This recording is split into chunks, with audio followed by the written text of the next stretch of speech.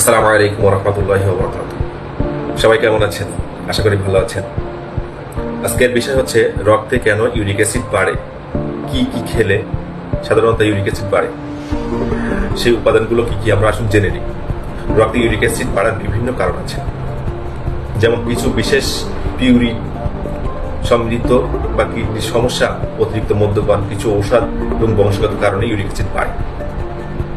শুধু তাই না, পিউরিন সমৃদ্ধ খাবার যেমন লাল মাংস, কলিজা, ডিম, সামুদ্রিক মাছ, চিংড়ি মাছ ইত্যাদি সাধারণত খেলে ইউরিক অ্যাসিডের পরিমাণ বৃদ্ধি হয়।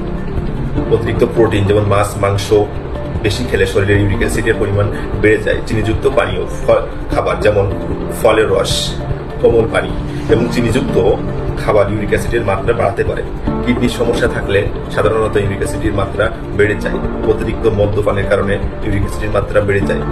কিছু ঔষধ আছে যেমন থিয়াজাইড মূত্রবর্ধক এবং কিছু অন্যান্য ঔষধ ইউরিক অ্যাসিডের মাত্রা বাড়াতে সাহায্য করে। বিশেষ করে সামুদ্রিক মাছ, গরুর মাংস এবং খাসির মাংস, মাশরুম, মুরগির চামড়া, চিংড়ি মাছ, কাঁকড়া ইত্যাদিগুলো খেলে সাধারণত ইউরিক অ্যাসিড বাড়ে।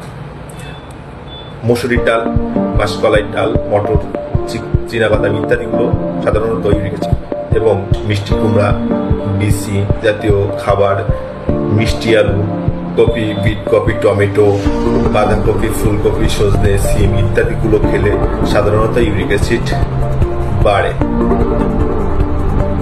এবং যাদেরকে ইউরিক অ্যাসিড বেশি সাধারণত তারা এই খাবারগুলো এড়িয়ে চলবো। আশা করি সুস্থ থাকবো এবং ডাক্তারের পরামর্শ নিব অবশ্যই। আজ এই পর্যন্তই। আল্লাহ হাফেজ।